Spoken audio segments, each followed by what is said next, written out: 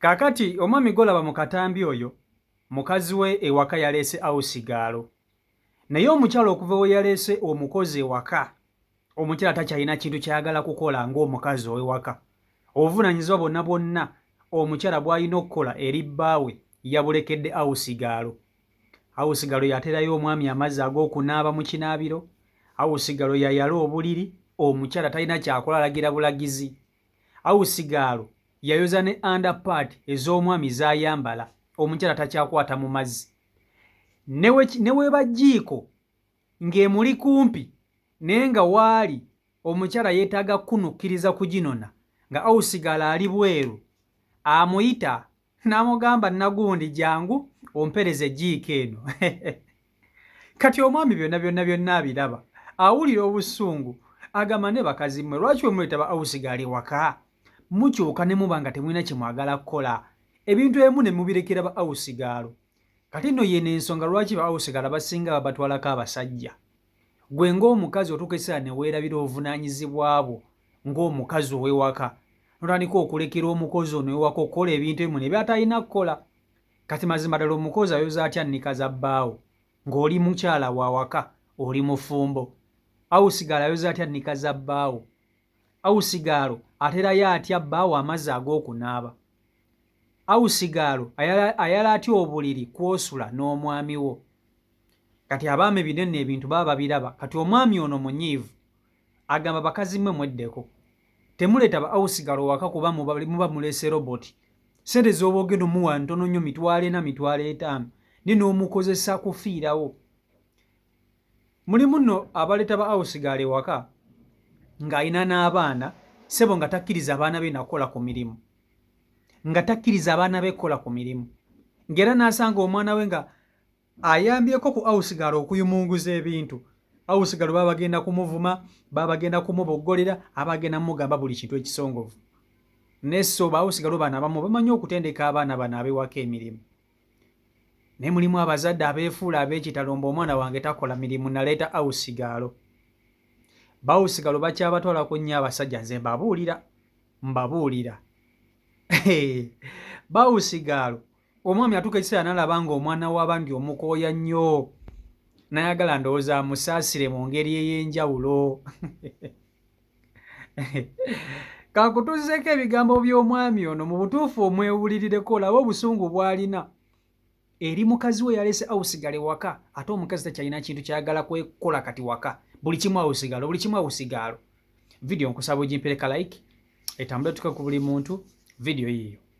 No, I don't know what is disturbing some women, say. You are a woman, your husband write for you a maid to help you.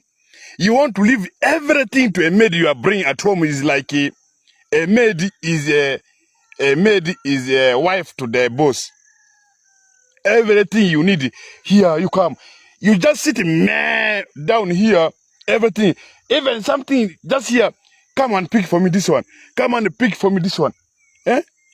There are some works supposed to be done by yourself for your husband. You need everything to be done by maid. Eh? What is your work? Your work is only to be doing at a bed and carrying of pregnant only. Manange. Eh? You people sometimes respect maids. Eh?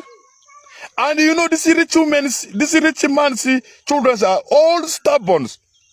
Here they have reached there, there they have reached there, there they have reached there, there they have reached there. Well, now, if the maid has beaten one buttocks, the way you see their mother is abusing the maid, you will stuck. Huh? You will think like their children are being producing by producing a maid is being cutting from a tree. We must respect the maids. These maids are helping us. They are helping you to achieve other works. You want to leave everything to the maid. Hmm? Anytime this money will finish, we must respect the maids. See your maids like your children. They are helping you. What you are doing for your family, do it for him. Let he or her feel it at home. Call me General Gulamo Barak. One fire, one leg. Thank you. naye amazima gogogerwe abakyala abamu ba awusigalo babatutteko amaka gammwe lwa bugayaavu bammwe na bulagajjavu bammwe. Muleeta abaana ab'obuwala ne bajja okubakolera mu maka gammwe, naye mmwe nga ggwe omukazi ow'ewaka musuulirira obuvunaanyizibwa bwammwe ng'omukazi. Kankubulire tewali kintu kisinga kunyiiza musajja na kumukyusa tayimingi nga mukyala we kuva ku nnono. Ono awusigalo gw'olekera bino ebintu omusajja talina waamuyita. Ajja mukakkanako amukube najjolo nze nkubuulira. Tosobola kubeera mukazi wa waka. Kale awusigalo kola emirimu kiri fayini kubanga bawusigalo bano abamu tebasaana kuginya. Asaana n'akola emirimu nga bw'alina okugikola. Ne mulimu ate ebintu ebimu byaba talina kuyingirira kukola. Obuvunaanyizibwa bw'okulabirira omwami wo olina okubwesigaliza ng'omukyala. Ne bw'okera ku makya n'obwejjako ng'omukyala n'oba nga omwami wo kati alina kulabirirwa awusigalo, kikyusa omwami ono obwonga tekibanyiiza. Nze nkubuulira mazima. Era ggwe ndaba oba ng'oteekateeka kuleeta awusigalo mu maka go mulimu ebintu ebimu by'otalina kweggyako. Ekisooka, tolina kweggyako kujjulira bbaawo mmere. Tolina kweggyako kujjulira bbaawo mmere.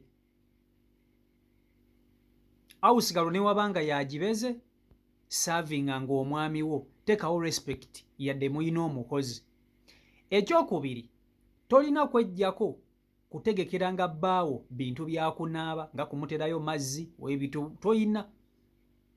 Tolina kweggyako kutegekera bbaawo ku mazzi ga kunaaba. Tobirekera awusigalo. Gy'okoma ogenda maaso ng'okikola oba wa awusigalo omuzinzi n'omusajja w'omuzinzi okusemberera ennyo awusigalo ono. Kubanga amazzi agatwala mu kisenge agatwala mu kinaabiro kirina engeri gye kireetamu endowooza mu basajja. So nga ggwe omukyala olina okusigala ng'ekintu ekyo kikolera bbaawo ng'ate awusigalo si yakikola. Ekirala, tolina kulekanga awusigalo kwala buliri bwammwe bw'osulako ne bbaawo. Tolina kulekera awusigalo kwala buliri bwo bw'osulako ne bbaawo, si yabusulamu. Oluusi ayinza okujja nga mwalese enkumbi zammwe ku buliri nga mwamaze okukola omukwano, olaba emutandika okumulagalaga ebintu byatalina kulaba ebyammwe. Ate oluusi ng'ebyo ebintu asobola okubikozesa okukulwanyisa awusigalo gwe ŋŋamba. So n'olwekyo ebyo ebintu olina kubyeggyako. Ekirala, gwe ng'omukyalo ow'ewaka tolina kulekeranga awusigalo okwoza nnika za musajja. Abamu ne mubawa neezammwe. Sebo omukazi n'ajjamu obupale bwe obw'omunda n'abuwa awusigalo n'amugamba yoza obuwala obwo. Awusigalo n'alyoka yoza nnika z'omwami nayoza ez'omukyala zonna omukazi watunga yazooza. Omukazi tolina kulekera bintu ebyo awusigalo kubikola. Tolina kulekera awusigalo kubikola. Ekirala, tolina kulekera awusigalo kugulira mwami wo ng'ali bweru. Omwami wabanga tannadda n'abasanga nga mwebase, gwe ng'omukyala kikkakatako okulinda bbaawo n'omuggulira. Awusigalo muleke yeebake, tomuzuukusa. Gwe ebintu gy'okoma ogenda maaso ng'obiteeka ku awusigalo ono oba aba aleeta ekisa eri omusajja, era omusajja atandika okumutunuulira n'enkaliza z'amaaso abiri, atandika okumusaasira mu mutima. Ekirinza okuvaamu ebintu ebirala. Nkubuulira mazima ggwe ampuliriza omukazi. Bino bye mbagamba bya ddala. Nammwe mukimanyi bawusigalo batutte amaka g'abakazi bangi. Ng'omukazi kati takyayogera waka nga awusigalo yamutwalako amaka. Abamu ne banoba n'okunoba lwa ba awusigalo. Awusigalo ng'amututteko omusajja. So nga ggwe omukyala bino olina okuba ng'obimanyi. Olina okuba ng'obimanyi. Tobirekeranga mukozi. Mulina abaana ab'ewaka. Lwaki awusigalo omupiika ng'okola emirimu ng'olina abaana abasobola okumuyambako omuntu ne oba omusasula? Mukozesa okuyigiriza abaana bo okubaako nabo bye basobola okwekolera, kubanga ggwe nga mama biba bikulemye okubayigiriza. Kati mukkirize ng'abaana bamwe bayambengako ba awusigalo. Bawusigalo si roboti. Mubayisa bubi, mubavuma, mubawa obusente butono, ne mubakozesa emirimu okubula okubatta obussi. So n'olwekyo ebintu ebyo mulina okubikyusa abakyala. nze abagamba just mbawadde tiipu kuba nze ndi musajja mbawadde tiipu ate nga owulidde obulumi bw'ono omusajja musunguwavu kuba mukyala we byakola so n'olwekyo kansubire mu kitegedde ekyo si Michael Uganda YouTube channel kwoli eno yensibuko ya mawulire agotagenda kusanga wantu wala wonna ng'olina kugasanga wano so subscribe nga tanaba kuba nti ate otegatako osobola kuba nti ate tutambulira ddala wamu ya subscribe ngeddayo balinyo baliri ddala mbagala nnyo mwenna Omukama Katonda abankumire abankule bulungi obutagambika mbere bulungi mweraba